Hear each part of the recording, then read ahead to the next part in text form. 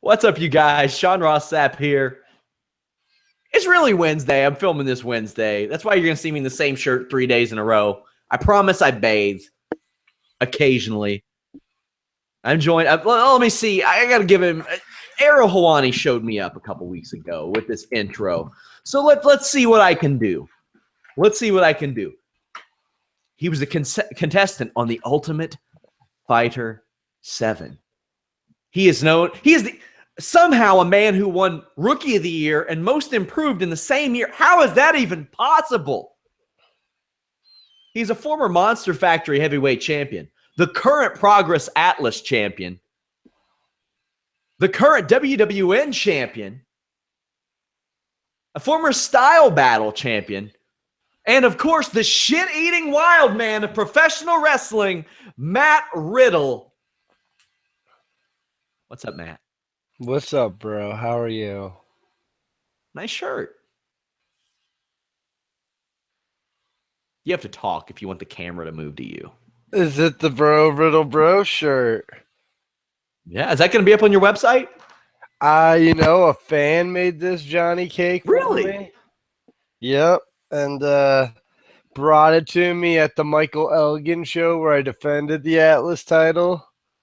I wrestled Mike Elgin, and I should probably get some made because it's a pretty sweet design. Granted, it's wrinkled right now, but it's a That's a hell of a gift. It's a nice gift. I'll say this: wrestling fans are some of the most creative and nicest fans out there. Yeah. Did you ever get anything like that when you competed in MMA? I got stuff throughout my, sweet career with the UFC, but it was never like I never got like a custom shirt or anything like that. Well, actually, I did. I got one custom shirt. One.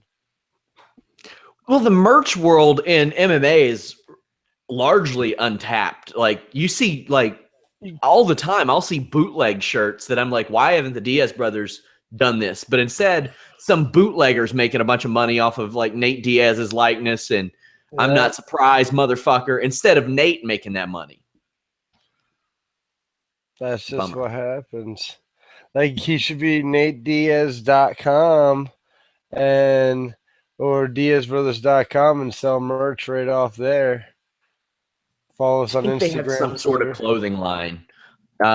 They have something. I just don't know what it is. But I mean, I see all kinds of stuff of the Diaz brothers in particular because, it's just an untapped market, and Reebok has largely effed that up too. I mean, the UFC effed that up well before Reebok got their hands. And people always like, oh, the Reebok deal. It's like, dude, I was there before the Reebok deal, and the sponsorship sucked ass unless like you were like headlining or you had a really good manager, but then they were still like taking like 20 or 30, like, you know what I'm saying? It's like it doesn't matter either way you go, you're gonna get creamed.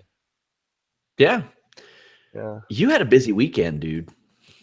No. Yeah, you did. We're gonna go through it day by day. I think I had four title defenses this week. Yeah. Well, I'm gonna go through it day by day because I don't want you to jump ahead, Matt. Don't get too excited.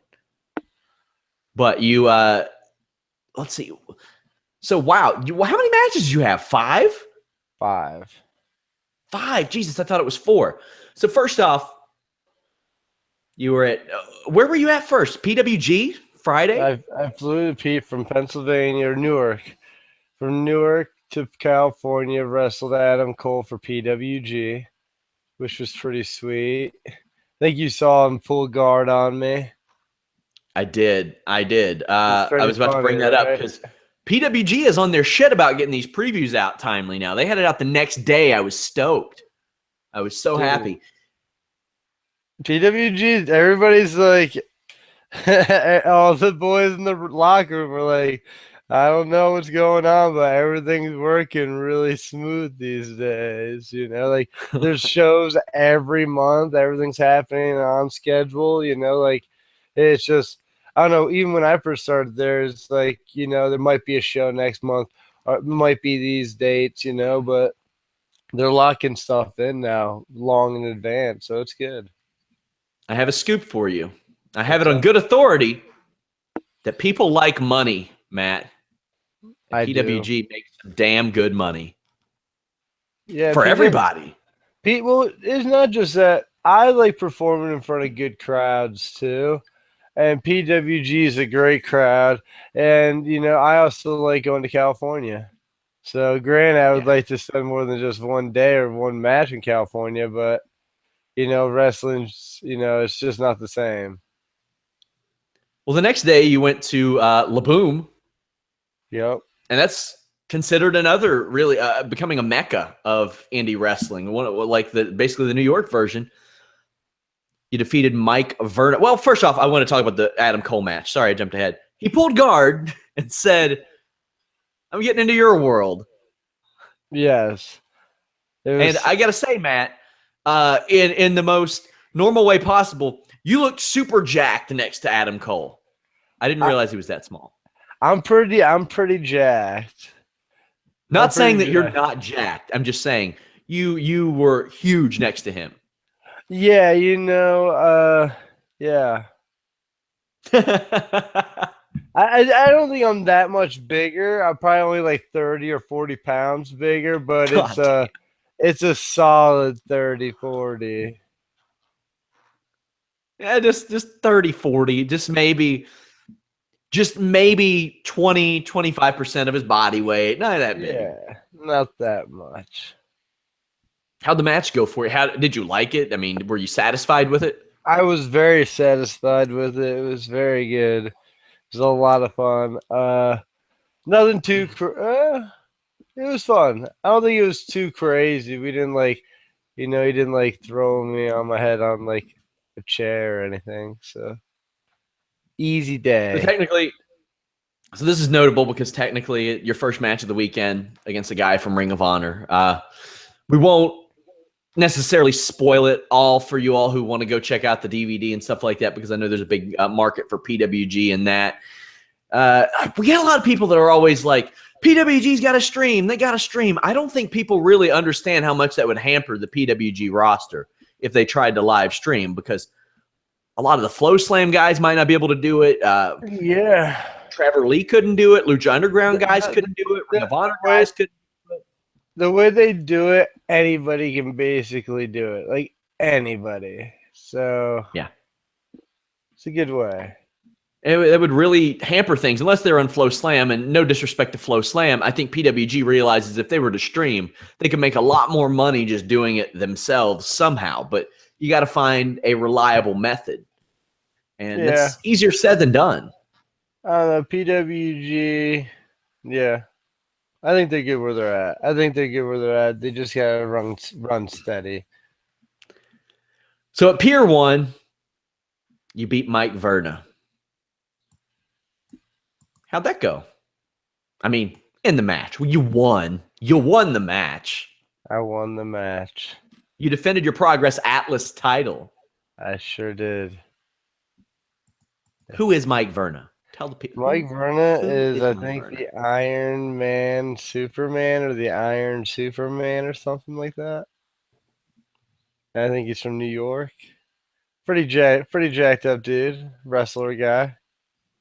As I look through his cage match profile on cagematch.net, the dude's been competing for some gold lately, like Wrestle Pro, CW New England, BBWF, FTPW, Progress Atlas Championship. He lost that one. Tier 1 Tag Team Championships, FBW Heavyweight Championships against David Starr this weekend as well. So the dude's getting traveled pretty quick. Yeah. But I guess you could say you stopped him in his tracks. I sure did. Yeah. I went there. Did you see the Best of the BROCAST Volume 1? That's up on YouTube right now, by the way. I didn't. I should go check that out. You should. Volume 2 will come out soon as well. That sounds pretty sweet. That sounds brotastic. A lot of digging holes, a lot of taking souls. You gotta love it. You gotta love it. It's a good time. It is a good time. So, The next day, which match happened first? Well, no. This was that was the day of the Verna fight. So I You faced fly Timothy. back. You fly back. You had flown back to New York. You had like 4 bookings in New York that weekend. Correct. Matt Riddle, Timothy Thatcher. I enjoyed it. It was fun. Good scrambles.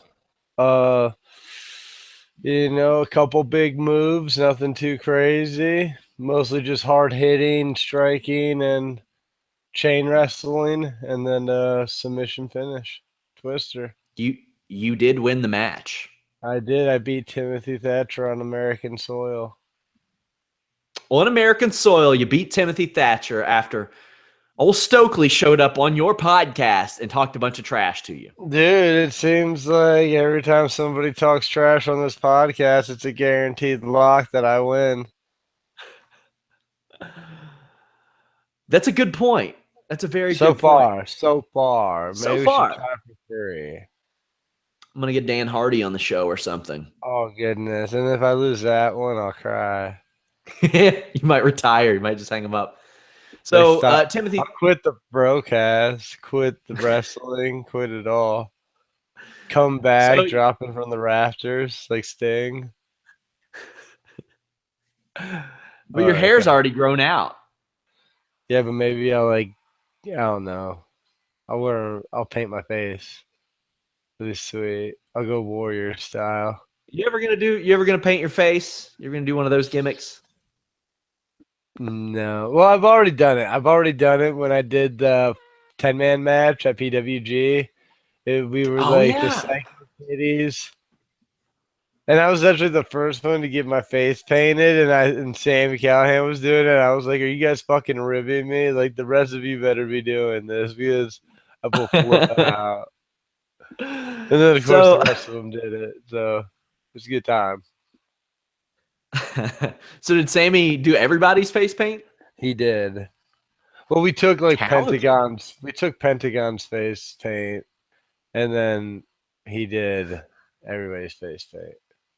Was the Pentagon offered up, or did y'all just take that shit? Of course. Well, guy, come on. We're all nice. We're all nice. We don't do that. We don't just take shit like that. Not stealing anybody's passport? Of course not. What's your thoughts on that? Somebody steals your passport. Somebody steals your passport. You don't get it back. What do you do? What do you mean? Who would steal my passport? Like a JBL. Random? Is that what he did? Allegedly, he had somebody steal Justin Roberts' passport in England like 11 years or 12 years ago. And not only did Justin Roberts not get it back, he had to fly to the embassy. And Vince McMahon was in on it and said, "Ha, don't forget your passport." And then what happened? And then he had to go get his fucking passport in like London. Yeah, he didn't get it back. And then did he keep his job at least? Yeah, he kept his job for several years. I love how baffled you are by this. Like, I can't. That's why when people are like, "Oh, a passport, that's funny," I'm like, "No, it's not funny. It's not funny in any way." I'd be like, "Oh, I would have rather just been working." Yeah. I think your reaction is the best explanation we've seen thus far. You like to have a good time. You're a fun dude. Well, I think there's a difference between hazing and bullying, and that's crossing the line. This is a debate we've had on multiple shows. Say you're in the shower, Matt, and a veteran walks up and starts soaping your ass. How does a Matt Riddle react to that situation? What kind of shower am I in where a veteran can get access to my ass and soap it? Well, this is in the late 90s, maybe probably late 90s, but I just assume one of those big open locker room showers. If it's a big open room shower and a guy rubs up and grabs my and tries to soap my ass, he's gonna get pushed away, of course. And but bro, watch it. Veteran or no veteran, I think everybody knows not to soap an ass. I'm with you. But I don't think expect to get slapped or something. If you touch another man's ass in the shower. Yeah, I That's had a lot of just people when this JBL bullying scandal came out, because I mean he supposedly, allegedly, kind of bullied Mauro Ranallo, who has battled some mental health issues, into leaving. Mauro has denied that. There is some speculation that maybe Mauro has taken a settlement to not talk about it. But I mean, it brought about a ton of stories about JBL, and that's one of them that came to the forefront. Edge wrote about it in his book, said that JBL just came up and started soaping his ass. And a lot of people said, "Oh, that's normal." I'm like, in no locker room I have ever been in, MMA, pro wrestling, any sport I played, did I ever get my ass soaped or hear of any ass soaping? Well, I'm not gonna say weird stuff didn't happen. What kind of weird stuff? Weird. Well, like accidentally, like you turn around and you hit somebody by accident. Like you bump into somebody and you're like, I didn't mean for that to happen. That contact, stuff like that. But it's different when it's intentional contact. Especially in that setting. Yeah. You gotta be careful. Perfect. No, it's 2017. We got to keep every setting professional, except for your like personal home setting. I think there was the show Modern Family. They called it when two dudes are in a locker room, their asses brush against each other. I think they called it a moon landing. I've never heard that, but yeah. Yeah, that's the term. Also, allegedly, JBL, well, the Hardys have been on record saying it. They had the Hardys in the late 90s, before Uber, before cell phones were really prevalent, had them break toothpicks off in a guy's rental car lock. Damn. Damn. Anyway, now that we're beyond that, you beat Timothy Thatcher, evolve talent. So you beat ROH guy, evolve guy, and Mike Verna that weekend. The next day, you face Pentagon, Lucha Underground guy. You win that too. It was a big one. I believe you should have drove to fucking Atlantic City and rolled some, got on the crap tables, Matt. You're on a hot streak. There was there's a couple Canadian destroyers, package pile driver on the apron, flying knees, flying busters. It was, it was Pentagon. It's crazy. I was really intrigued by that booking when I saw that. Defended the Progress Atlas Championship. Yeah.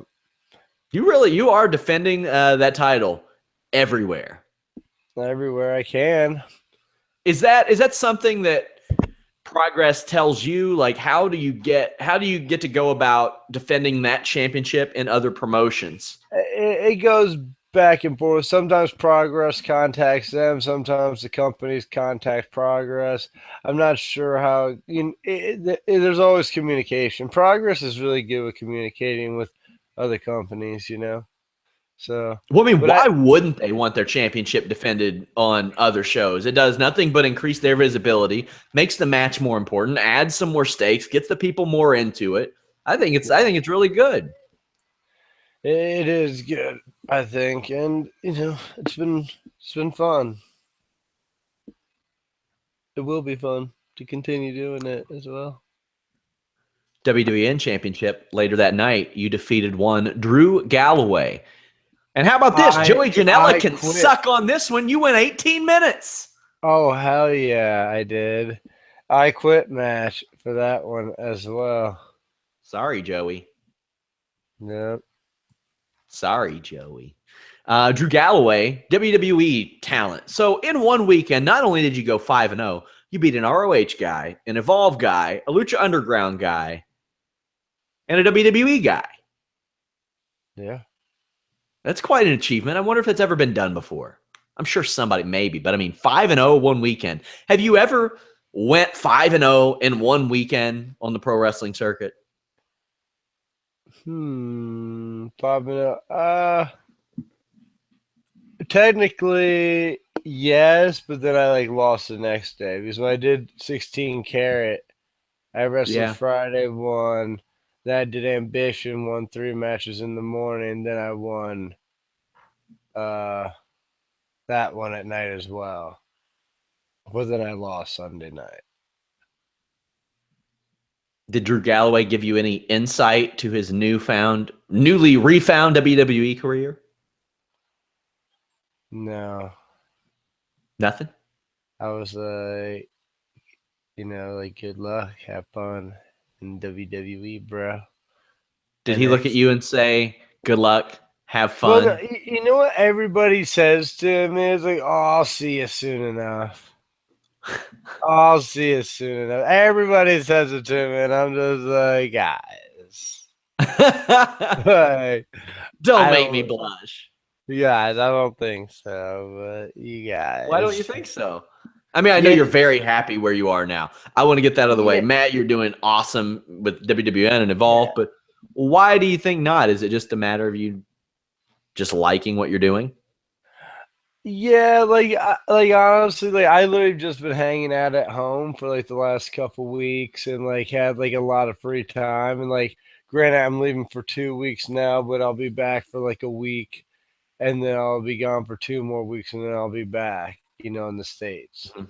And I really like my schedule of like being gone like maybe like 3, 4 days and being. 3, 4 days. So it's a good schedule to have. Yeah. Yeah, I mean that's always a hangup for a lot of people, and we've seen guys turn down WWE offers recently. Zack Sabre Jr. said, "Nah, I'm good." Yeah. And if you can get your booking fee right and everything else right, and you can stay And you've busy. stayed healthy too. Well, I stay healthy because I can like eat. I'm not like cutting weight. Like I Mhm. train when I have time, you know? So it's just good. That's one of the things that I always wondered about because I mean you did it, I don't want to say injury prone, but a lot of your fights for one reason or another, whether it was contract or injury stuff like that, a lot of them got pulled, Hmm. and now you don't see a lot of that. Now there are some bookings that haven't really came through, and we'll talk about that. But I mean, do you attribute that basically to weight cutting? Yeah, most of the injuries came to weight cutting or like you know, training partners, and I say that in the sense like you can go hard when you spar or train, but some people like actually like try to like break stuff and hurt people, when they train, you know. So I don't know, and I've gotten hurt training with random people like that. Like where you're going like 50%, then all of a sudden they go crazy and like heal you in like the ribs and like crack a rib, and you're like, sweet, like I can't fight, you know. I want to talk to you about Friday. Apparently, it was said at House of Hardcore you were advertised to appear. Mhm, You mhm, didn't. mhm, Tommy Dreamer said that you double booked yourself. mhm. What happened? Well, that's exactly what kind of happened. I have a arrangement with PWG where if they have a date, I'll wrestle for them unless I have a date with Evolve or WWN or anything like that. And yeah, and PWG had a date. They instead of doing Saturday, they did a Friday because I had Evolve Saturday and stuff like that. And that's just how it went. And I contacted Dreamer. They both, he contacted me, and then I wrote him back, and everybody else back at House of Hardcore, like saying, "Hey, I'm wrestling for PWG. My flight was already booked, and sorry for any inconvenience." When was that? How far ahead was that? That was probably like 3 days. 3 days before the event. So this all came together like last week, yeah. Yeah.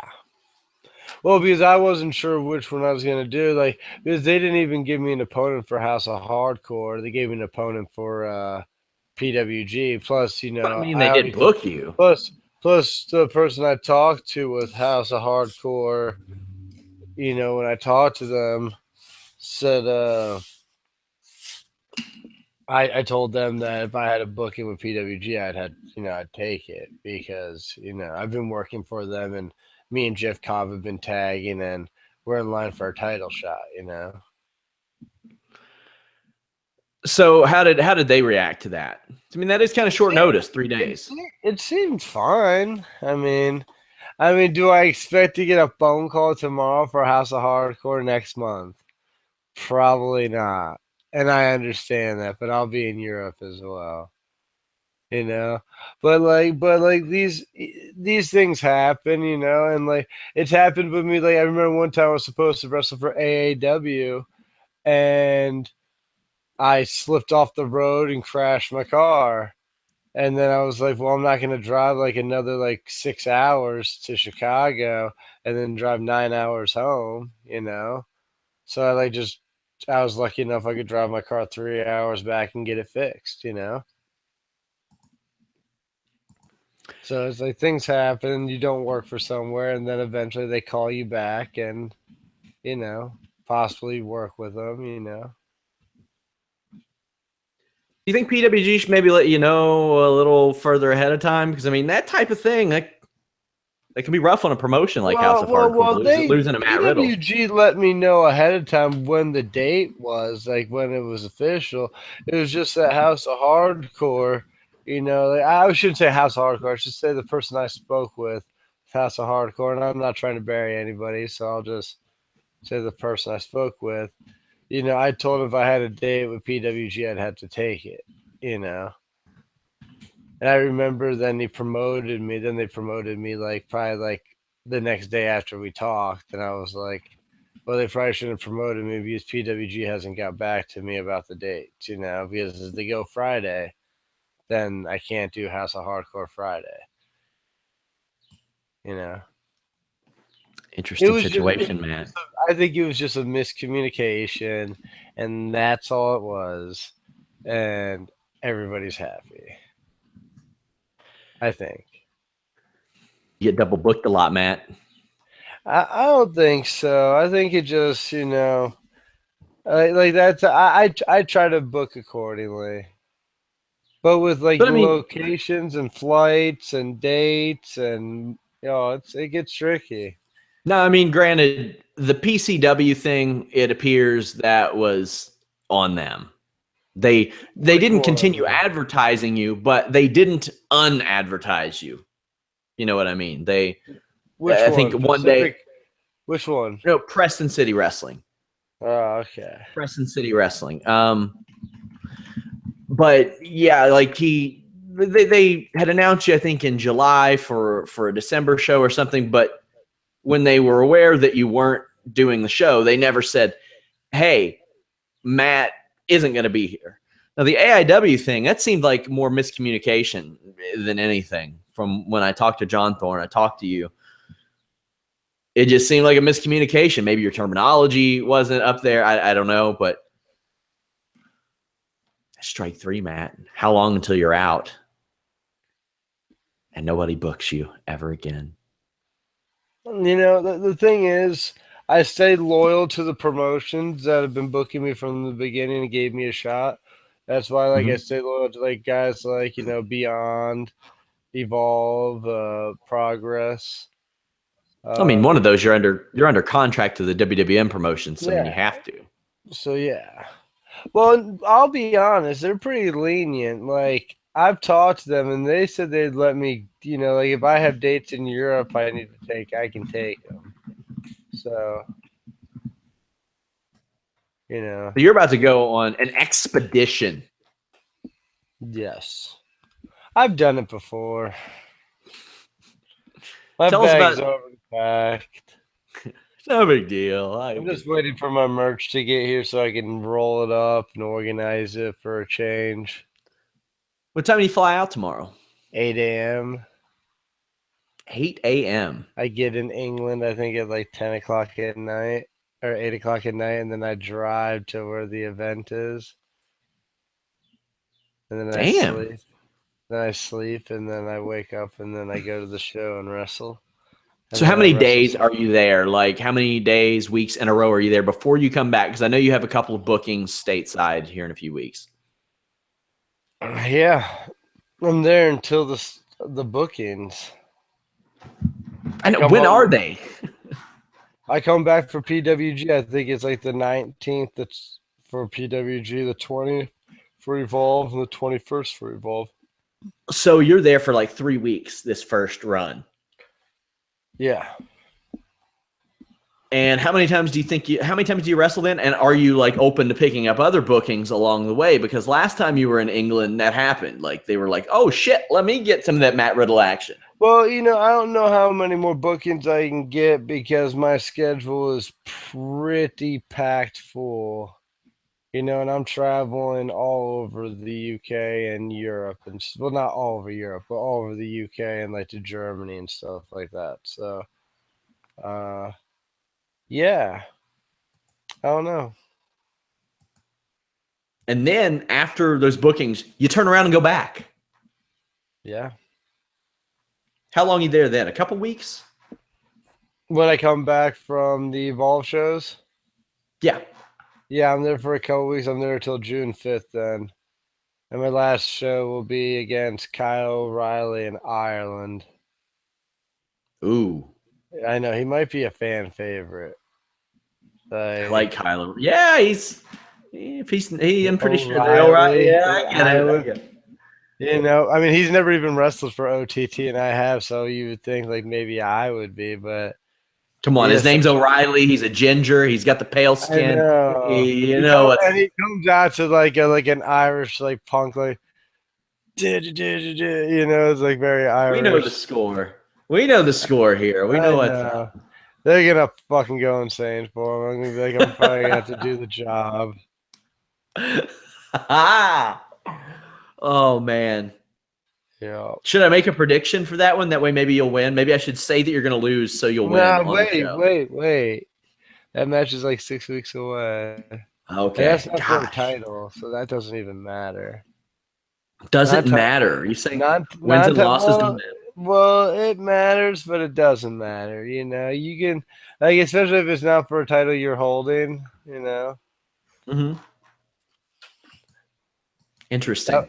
Now once I get a belt, the probability of relinquish, like letting it go. Ooh, I'm not gonna let it go. I need that belt. It's gonna be the summer of bro. It's gonna be. I think so. My goal is, to win all the tournaments I'm in for the rest of the year. So hopefully I get into Bola and win that. And I got the Scenic Invitational down in Tennessee. I want to win that. And what's the Scenic Invitational? It's a tournament down in Tennessee. I was in it last year. Good times. You get involved in the Super 8. You remember that shit? Do you know anything about the Super 8? I don't. But then there's also, while I'm in England, there's Super Strong Style. Ooh. When I get the Super 8 is a tournament that's been around for. Oh. The Super 8's been around for like 21 years. Our boy Jason Kincaid won it once, but like Tommaso Ciampa, Xavier Woods, Jerry Lynn, Davey Richards, Petey Williams, Christopher Daniels, Paul London, Low-Key. Lots of famous names have won that one. It used to be like the big indie tournament back in the day. Obviously, Bola has taken that over. Ooh, you could get into Chikara, King of Trios. When's that? I don't know. I think it's in like England or something, but that's the 6-man tag tournament, and I love that thing. You have to put together a bro team, though. Who would be your all bro team? Vince Russo and Robbie E? Definitely not. Vince Russo is a former WCW champion. It's nothing against Robbie E or Vince Russo. I'm just not that kind of bro. DDP, Zack Ryder. Not that kind of bro. Don't worry, I can put together a team. It'd probably be more indie talent. Josh Brolin. Do they have to have a bro in their name? Do they have to be like a bro? Like they have to drop bros? Or be a part of some sort of bro culture, I would imagine. I mean, you gotta. Chikara, I don't know. Well, I would have picked Jeff Cobb just because, you know, Yeah. he's one of my chosen bros, you know. And then Have you ever watched The King of Trios or know much about it? I don't think so. No. They have some pretty fun teams that'll pop up. They'll like have Team WWF and it'll be like Axe Smash and like some old WWF guy. They'll have the Cold Front and it'll be Glacier and Al Snow and somebody else with a cold name. Who the hell knows? They had the 1-2-3 Kid in the tournament. They had Sean Waltman shave and work as the 1-2-3 Kid in his old gear and stuff once. It's a lot of fun. It's a lot of fun. The Blue World Order one time was in there. The Spirit Squad. Yeah, they had 1-2-3 Kid, Aldo Montoya, and Tatanka team up one time. Sounds insane. It's cool. It's cool. You could win that tournament. Why not? That's what I ask. Why not? Why not? Why the fuck not? That's what you gotta ask yourself most of the time, like 9 times out of 10. Like, is just why not? That's what Diego Sanchez asked himself, and he got knocked the fuck out last weekend. Did you hear about that? See that? Anything? I heard about it. That La Cuenta guy. Ali Aquinta, yeah, deaded him right quick, like a minute and a half. It was sick. It was gross. It was nasty. I believe it. Diego, nice enough guy, but I think the time has come where he really needs to, step out of the cage and look into, another line of work.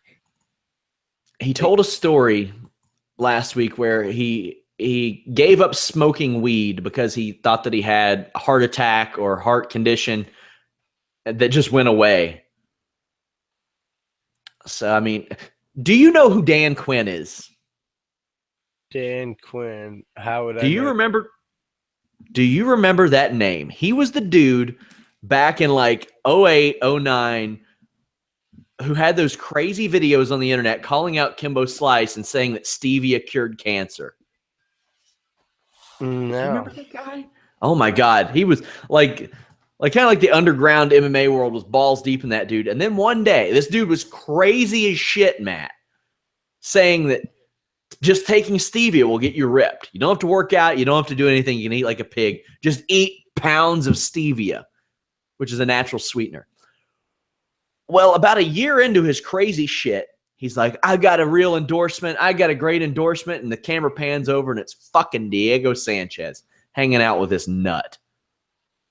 I got to send you this guy's videos because you will trip balls.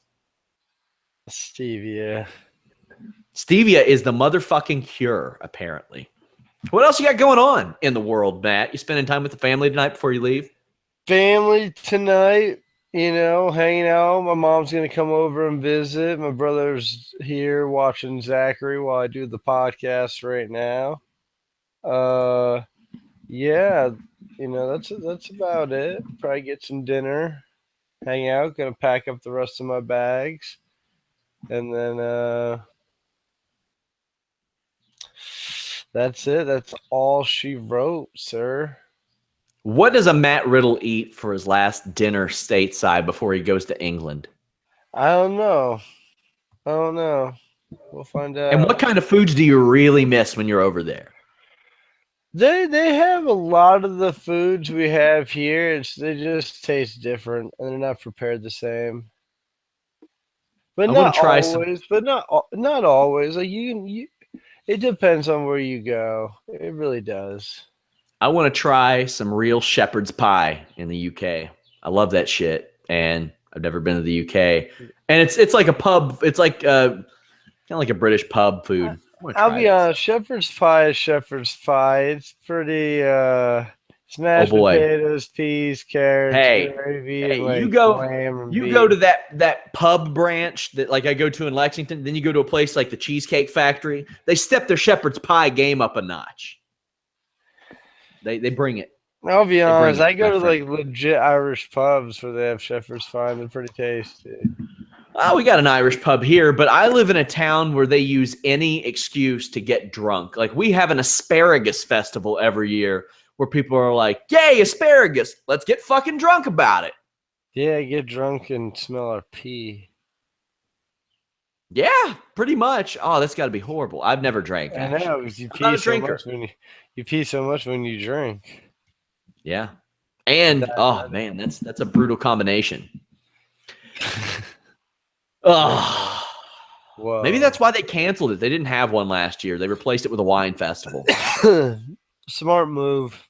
Yeah, we have barbecue festivals, all kinds of shit. I mean, this is the hometown of George Clooney. We got big stars from here, Matt. I do like a BBQ.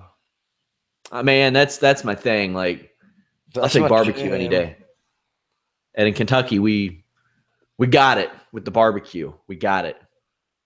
All right. Digging holes. Digging Digging holes. holes Guys, in- Digging holes with that sauce. Guys, go check out the best of the BROCAST Volume 1. It's about 10 minutes long. Got some fun clips of me and Matt talking shit. Matt discovering my beautiful Ya Boy shirt, of course. And we'll have a Volume 2 coming soon. But look at that. Look at that. That's eerily similar to the shirt that I have up on ProWrestlingTees.com/Fightful. Yeah, except for like this is actually like a drawn picture. It's not like Oh, a is it? picture. Yeah. That's phenomenal. Oh, wow. That is solid. That is solid. It's epic. It's a good time. Excellent. Excellent. Party on. Matt, where can they follow you on social media? Where can't you follow me? I'm everywhere. No. You can find me at Super King of Bros on Twitter, Riddle Bro on Instagram, Matthew Riddle on Facebook. And also, if you're in the England area, you can find me wrestling all weekend long. So many promotions. I think it's like Fight Club or Fight Nation. I'm wrestling Mark Haskins. I think IPW, Pete Dunne. I'm wrestling a bunch of people. It's crazy. I'm wrestling the bro Josh Bodum. He's another bro in England, I guess. How has Mark Haskins not gotten Dennis Haskins involved in his career? The old Mr. Belding from Saved by the Bell. He's a huge wrestling fan. I don't know. I don't think is Mr. Belding on that indie level. He has appeared actually in WWE several times, so maybe it's beneath him. Yeah, you know how those. I feel like I said it. I said to Drew Gulak once he got signed, and I saw him come back around. I was like, "You're different, bro." How's he different? I was like, "The E changed you," and he's like, "I know it has." In what way? I don't know. You're different once you go to the WWE. I'm not saying you can't, It's just different. Like because once you work at that rate, it's just like fighting for the UFC and then not fighting for the UFC and fighting for like a small regional show. It's like it's different, So it's just there's a lot different to WWE, and I mean he's not involved in major storylines or anything, but it's changed him. Changed him. Our boy Carlos Toro saw you Sunday at He did. I was gonna say I saw a member of the Fightful squad. They're all over the place, man. Dude, you guys are really branching out. You guys are taking over. We got people in the UK. Hell, maybe some of them will be there. Australia, Canada, Puerto Rico, New York, Florida, California. We're everywhere. Now, are they all from those areas and they live in one place, or? No, I mean we have people that live in all of those areas. All those areas. Yeah. not just from those areas. I mean, imagine my surprise when UFC ran a show in Buffalo and my boss said, who can we send to cover that show? And I asked, and we got 3 guys within driving distance of Buffalo. I didn't know that. Who's within driving distance? What's considered driving distance for these guys? 2 guys lived in Buffalo. 1 guy lived in Toronto. How many people are on the team? I don't even feel like this is an exclusive thing anymore. Like, why am I on the team? We've grown. That's a lot of people. How much have we grown? We cover boxing, MMA, and pro wrestling. Like, that's a lot. And all I talk about is like indie wrestling. I don't even know anything about MMA anymore because I don't fight. I just know how to fight. You know how to fight? That's about it. That's funny because I didn't see you take side control on Adam Cole when he gave it to you the other day when he was down there laying in What do you mean? You didn't see the highlight, the GIF? Nope.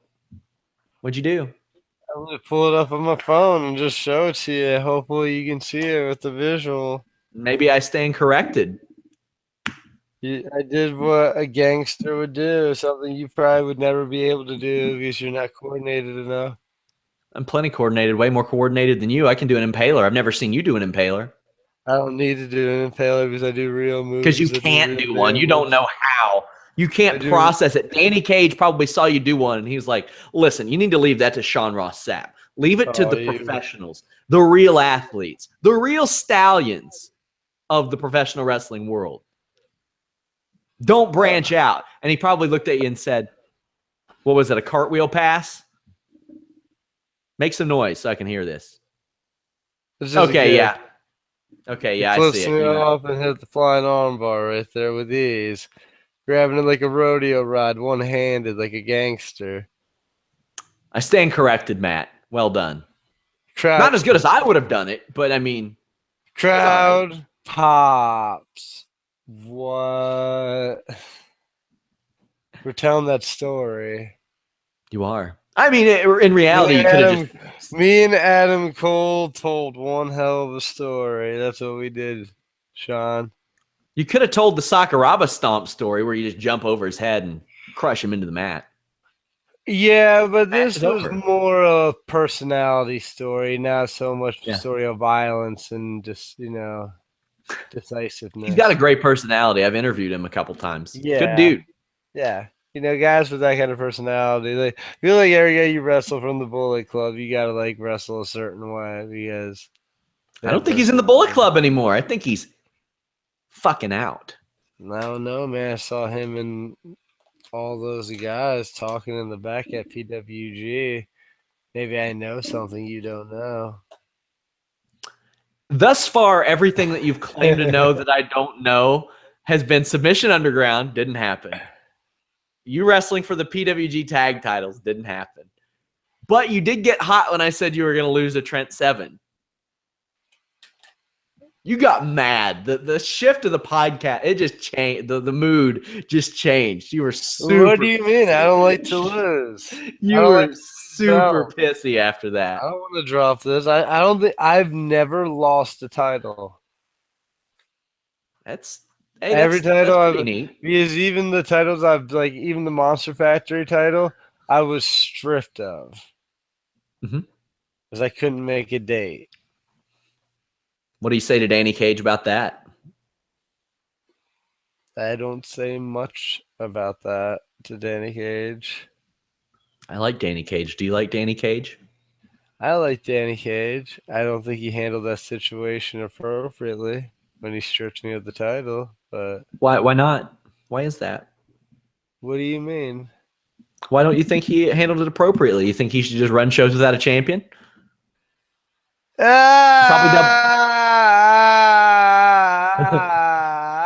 Probably double booked yourself again, didn't you? I didn't. That was before I even had double bookings. But my mom just had her knee replaced, so she couldn't watch the kids. And my wife had a CrossFit certification so she could teach. Shout out to your mom, who often likes our poster photos on Facebook. She loves shout outs to Constance. Constance Riddle, love you, Mom. I'll see you in a couple hours. The This is legend. Wednesday. Guys, until next time, we are out.